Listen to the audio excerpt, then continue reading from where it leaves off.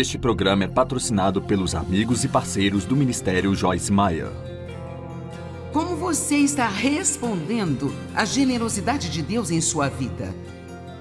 Você está se levantando todos os dias e fazendo o máximo que pode para promover o reino? Você está se levantando todos os dias da sua vida e sendo uma bênção tão grande para outras pessoas quanto é possível ser?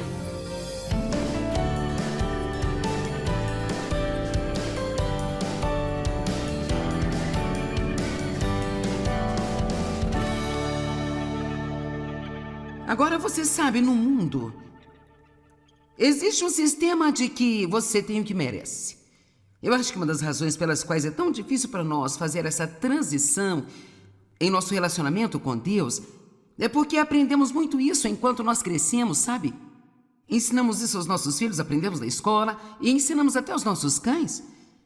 Você fez tudo certinho? Tome aqui o petisco. Tudo aquilo que... Sabe, nós fazemos o que é certo e recebemos o petisco. Se você não faz o que é certo, você não recebe o petisco.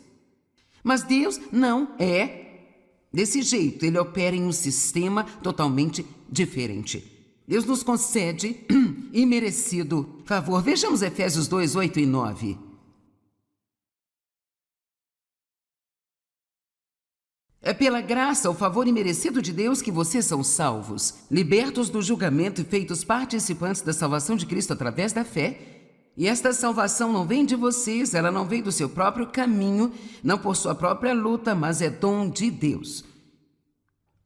Não por causa das suas obras, não pelo cumprimento das exigências da lei, para que nenhum homem se glorie. Isso não é o resultado do que qualquer um possa fazer, para que ninguém possa orgulhar-se ou gloriar-se a si mesmo. Então a salvação é um dom totalmente gratuito. Qualquer um pode ter isso em qualquer momento da sua vida. Você recebe Cristo como seu Salvador, você consegue ir para o céu. Você diz, bem, então qual é o objetivo de se tentar ser bom? Bem, nós o fazemos porque nós amamos a Deus e não para que Deus ame a nós. Eu adoro esta declaração que estava em um livro que eu li de David Winman, que ele disse a verdade no velho ditado que diz que a taxa de entrada para o cristianismo é completamente gratuita, mas a assinatura anual é tudo aquilo que você tem. Ninguém entrará no reino vindouro com base em suas próprias realizações, mas apenas com base na generosidade de Deus. Mas todos serão convocados para contabilizar o dia do julgamento e todos serão recompensados de acordo com a sua resposta à generosidade do Senhor. E eu amo isso. Como você está respondendo à generosidade de Deus em sua vida? Você está se levantando todos os dias e fazendo o máximo que pode para promover o reino? Você está se levantando todos os dias da sua vida e sendo uma bênção tão grande para outras pessoas quanto é possível ser?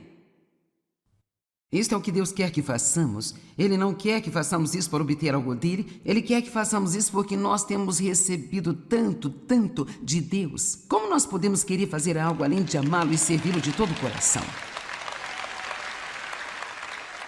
Eu não sei de você, mas eu estou feliz porque haverá recompensa no céu, sabe? Deixa eu te dizer, a Bíblia diz que o que você faz em segredo, Deus irá recompensá-lo abertamente. Quantos estão ansiosos pelas recompensas que virão de Deus? Eu estou. Você não pode obter suas recompensas das pessoas aqui, mas você as receberá de Deus. Agora, outra parábola que segue as mesmas linhas de Lucas 18, começando no verso 18. E certo homem importante lhe perguntou, bom mestre, você é essencial, perfeito e moralmente bom. O que eu devo fazer para herdar a vida eterna? Bem, ele já começou errando na pergunta. O que eu posso fazer para herdar a vida eterna? E então participar da salvação no reino messiânico. Bem, Jesus lidou com ele com base em onde ele estava. Tudo bem, se você quiser ganhar a salvação, então deixe-me dizer o que você tem que fazer. Jesus respondeu,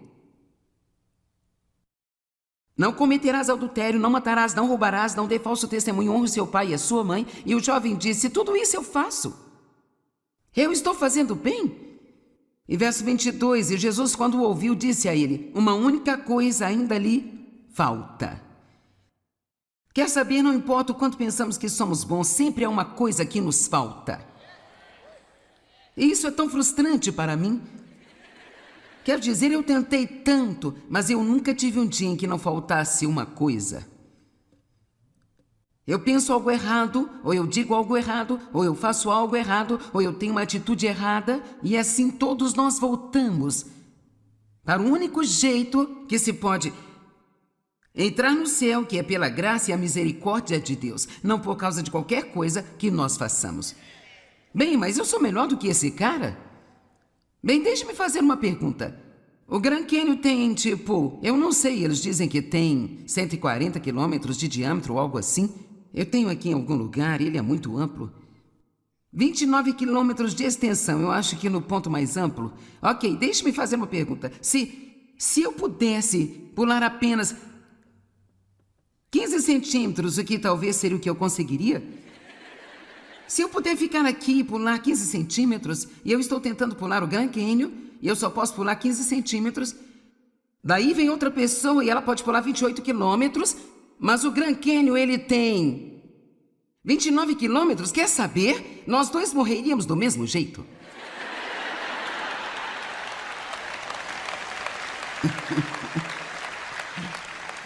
E assim, então, realmente não importa se você é um pouco melhor do que eu, ou se eu sou um pouco melhor do que você. Em todos nós ainda falta uma coisa. Há sempre uma coisa na qual vamos precisar de Jesus. E esta é uma boa notícia. Então nós vamos apenas parar de nos comparar com outras pessoas e tentar encontrar maneiras de sentir que somos melhores do que elas, porque nenhum de nós é coisa alguma sem Jesus Cristo.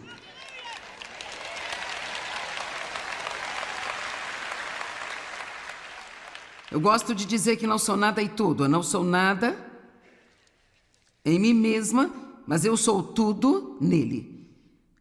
Quando você lê algumas dessas escrituras, faz você pensar, cara, tem alguma esperança? Todos pecaram e estão destituídos da glória de Deus. Toda a sua própria justiça é como os trapos da imundícia. Ninguém é justo, nem sequer um. Ninguém entende. Ninguém procura Deus. Todos se desviaram, todos erraram. Cara, há alguma esperança? Sim, em Cristo Jesus. Quer saber? Eu me sinto realmente confortável sabendo que todos os dias eu vou falhar. E eu odiava isso, porque eu sou muito objetiva e, cara, eu ficava tão irritada comigo mesma se eu acordasse com meu plano de santidade e às 9 horas da manhã eu já fizesse uma grande bagunça. Sabe, eu posso deitar na cama e realmente planejar a santidade e dura até colocar os meus pés no chão ou até ver um outro ser humano. Quantos de vocês são muito espirituais quando estão sozinhos em casa? Vamos lá, vamos lá. São as pessoas que nos atrapalham e elas estão em todos os lugares. Você apenas não pode. E sabe, você já notou que Deus, ele cerca você com aqueles que mais te aborrecem? Você pode fugir de um deles e você encontrará outro ao virar a esquina. Sabe, eu vou te dizer a verdade. Eu acredito que Deus usa as coisas em momentos diferentes, agora ouça-me, para então tirar o pior de nós. E você pergunta, por que ele quer fazer isso? Porque ele tem que nos manter sabendo que nós precisamos dele. Ele tem que nos fazer perceber que nós precisamos de sua misericórdia tanto quanto todos precisam da sua misericórdia. Deixa eu fazer uma pergunta. Se eu fico feliz em receber a misericórdia de Deus quando eu preciso dela, que tipo de cristão eu sou se eu fico feliz em receber isso para mim, mas depois fico com raiva por Deus dar isso a outra pessoa? Quero dizer, Jonas é um exemplo tão clássico. Quando Deus disse a ele para ir a Nínive e pregar, ele foi exatamente na direção oposta.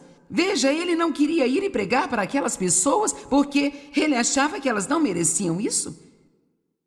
Então Deus teve que fazer com que uma baleia o engolisse. Você conhece toda a história. Foi incrível ontem à noite quando nós vimos um jovem que finalmente abriu os olhos. Ele teve os seus olhos abertos ao deixar a casa do seu pai e depois sair e ter que comer com os porcos. E então finalmente ele disse, bem, eu voltarei para o meu pai? Bem, Jonas foi engolido por uma baleia. Enquanto ele estava na barriga da baleia, ele decidiu que talvez ele precisasse se arrepender e fazer algo um pouco diferente. Talvez você esteja numa bagunça e talvez sua bagunça seja a coisa que vai fazer você decidir que precisa fazer alguma coisa um pouco diferente do que você tem feito até então. Mas Jonas, ele ficou com raiva, porque Deus queria que ele fosse e pregasse aquelas pessoas e ele achava que elas não mereciam ajuda. Sabe, temos que ser tão cuidadosos em pensar, você não merece isso. Você não merece aquilo? Vamos pegar, por exemplo, vamos trazê-lo para um nível prático. Digamos que você trabalha em um lugar e você é o crente lá, claro. Todo dia. E ninguém aqui nessa empresa, além de mim, é assim, sabe? Por favor, não fique aí com essa cara de inocente. E fica difícil. Quero dizer, você não vai almoçar e fofoca, você lê sua Bíblia. Você nunca vai lá fora dar um passeio, você começa a trabalhar cedo e você ora. E assim, você crê em Deus por essa posição que acabou de abrir? Vai haver uma promoção. Isso significa mais dinheiro. E cara, você exerceu a fé, confiou em Deus, as pessoas concordam com você. E o pecador mais miserável do lugar recebe a promoção.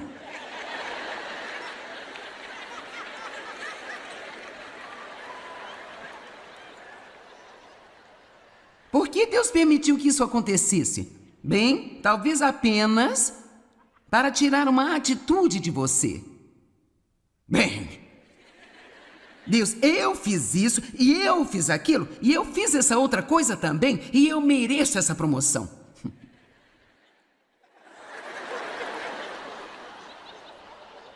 Mas é o seguinte, todos nós precisamos de algo todos os dias.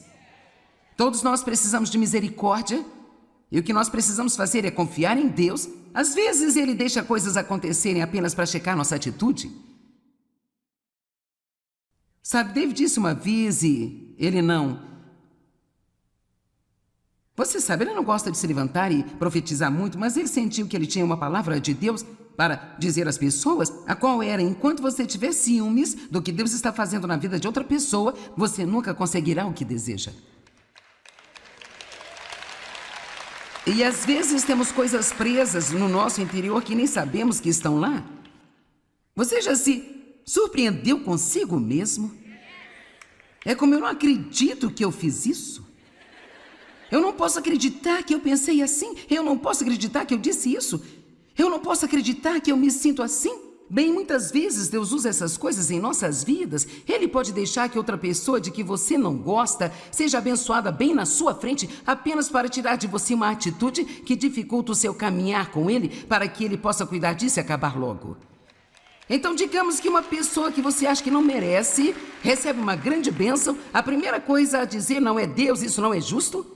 A primeira coisa a dizer é, sabe de uma coisa, Deus, o que você faz não é da minha conta.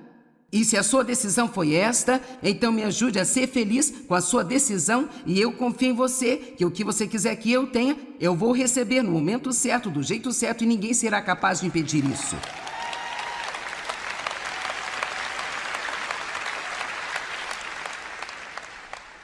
Quer saber, nós não precisamos sair no mundo e ter ciúmes de ninguém. O que nós precisamos fazer é sair e ver quantas pessoas nós podemos abençoar lá fora. Esse deve ser o nosso objetivo todos os dias da nossa vida. É simplesmente sair no mundo e ser uma bênção. Basta sair no mundo e agir como um cristão. Amém?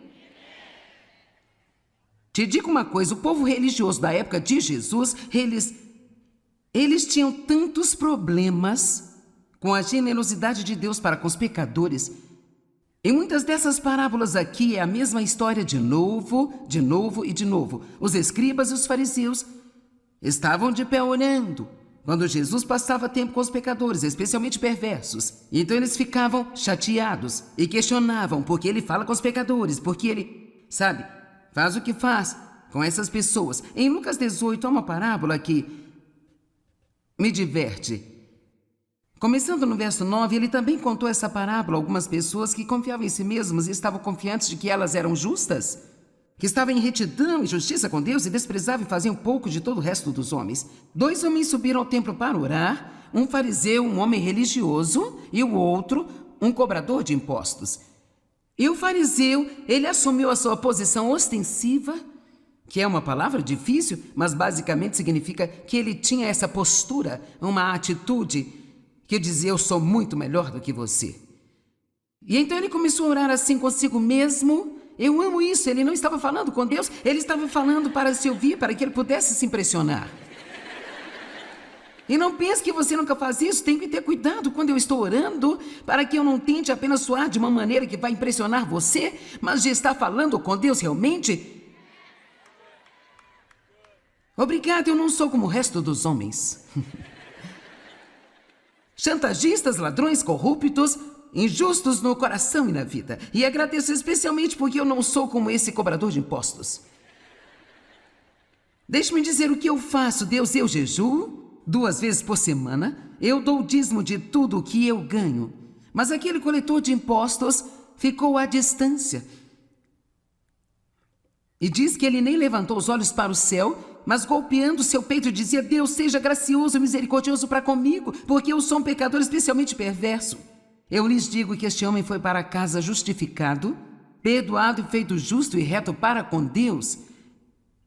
Então o cara que disse: Deus, eu sou um pecador, eu preciso de misericórdia, recebeu misericórdia de Deus e foi para casa justificado e em retidão para com Deus. Mas o cara que pensava que era tão bom e melhor do que todos os outros, ele perdeu todas essas coisas.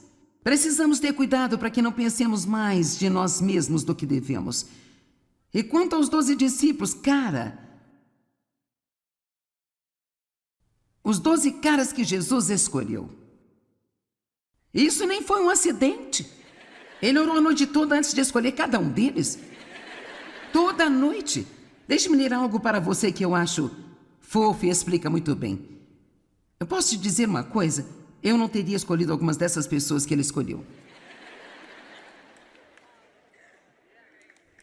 Esta carta é para Jesus, de uma empresa de consultoria de gestão em Jerusalém. Caro Senhor, muito obrigada por nos enviar o currículo dos 12 homens que você escolheu para os novos cargos de administração nessa organização.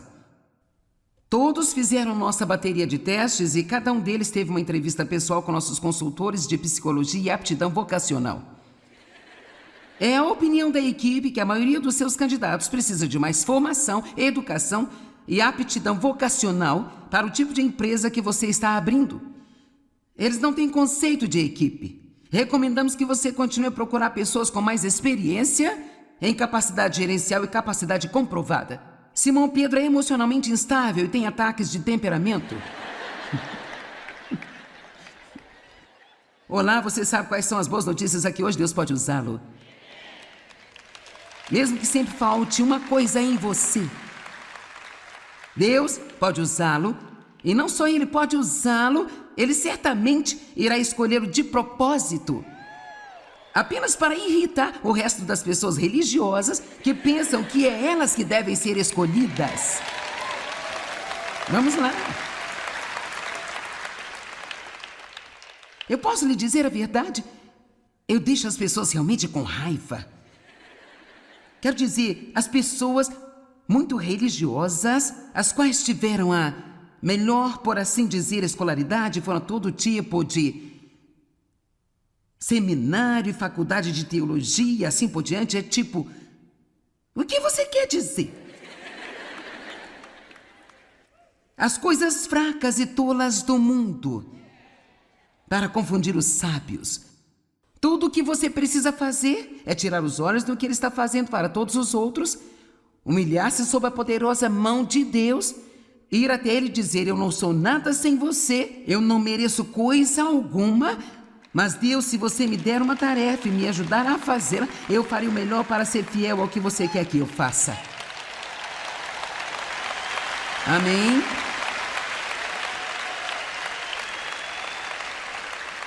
Ok, Simão Pedro é emocionalmente instável e tem ataques de temperamento. André não tem qualidades de liderança. Tiago e João, esses colocam o interesse pessoal acima da lealdade da empresa. Tomé demonstra uma atitude de questionamento que minará a moral de toda a nossa equipe. Nós sentimos que é nosso dever dizer-lhe que Mateus, que era um cobrador de impostos, foi colocado na lista negra pelo melhor escritório de negócios de Jerusalém.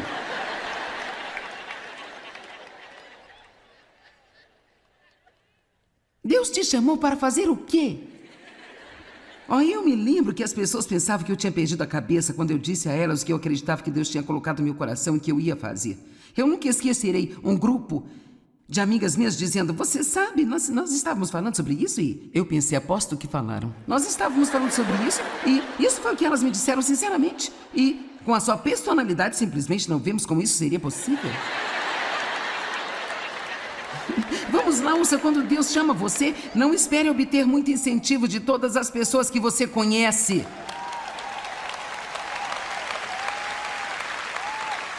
Porque elas vão olhar para o seu exterior, mas Deus vê o seu coração. Amém?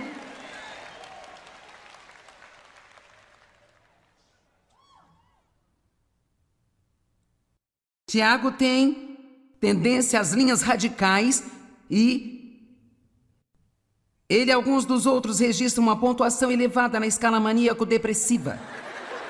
Há, no entanto, o único dos seus candidatos que demonstra um grande potencial.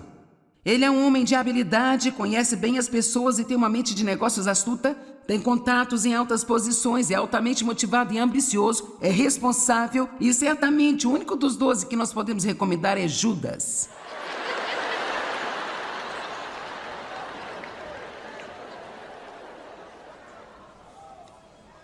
Veja, nós vivemos nesse reino de cabeça para baixo que é realmente o lado certo, mas o mundo não sabe o que é o lado certo. E assim eles nos olham e acham que não faz sentido. Por que Deus usaria você? Por que você daria um pouco do seu dinheiro pensando que isso vai te trazer mais? Por que você pensaria que o último seria o primeiro e o primeiro seria o último? E que sentido faz alguém que trabalha uma hora antes do fechamento da empresa ganhar a mesma coisa do cara que trabalhou o dia inteiro? Bem, quer saber? Deus simplesmente ama nos levar a... O quê? O que Deus faz com qualquer outra pessoa não é da minha conta, não é da sua conta também. Jesus nos diz assim: siga-me. Quantos de vocês pensam que sua vida seria muito melhor se você apenas... Quero dizer, mais uma vez, olhe para o meu marido. Você não encontrará um ser humano mais feliz do que Dave. A vida é tão simples para ele. Quero dizer, mesmo depois de 50 anos de casado com ele, às vezes irrita-me que as coisas sejam assim. Não é que eu quero que a vida seja difícil para ele, mas é como ele apenas, sabe, simplesmente feliz. Ele é realmente feliz. Mas quer saber? Foi o que Deus disse a ele. Há alguns anos atrás, quando ele chamou-me para pregar: deixe-a fazer o que eu a chamei para fazer e faça o que eu estou te pedindo para fazer e você sempre vai ser feliz. Você sempre terá alegria.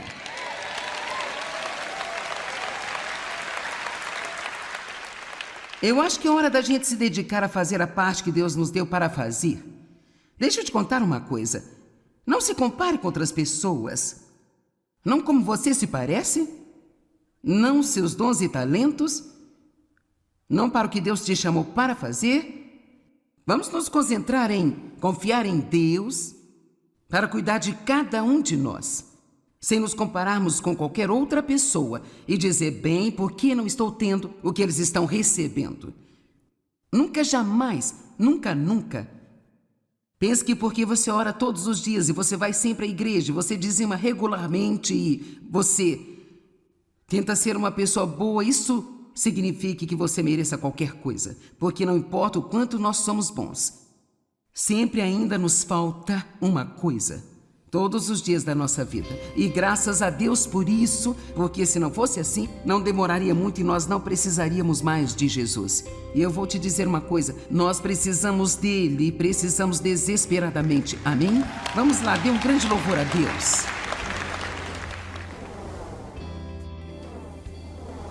Eu acredito que todos nós temos uma tarefa de Deus, algo que Ele nos deu a graça e a capacidade de poder fazer. E você sabe, descobri pela minha própria vida e tentando ajudar muitas outras pessoas que, se não estivermos fazendo o que Deus nos designou a fazer, então nós realmente não estaríamos sendo muito felizes, não nos sentiremos satisfeitos. E, portanto, eu quero incentivá-lo a fazer aquilo que Deus lhe deu para fazer, sem comparar o que você está fazendo a outra pessoa. Esta é uma das grandes coisas que torna as pessoas infelizes. Elas se sentem assim se o que estão fazendo não parece ser tão grande ou tão importante quanto o que outra pessoa está fazendo, e isso realmente não é bom. Mas ao manter o seu foco em Deus, você será abençoado e Deus sempre suprirá suas necessidades.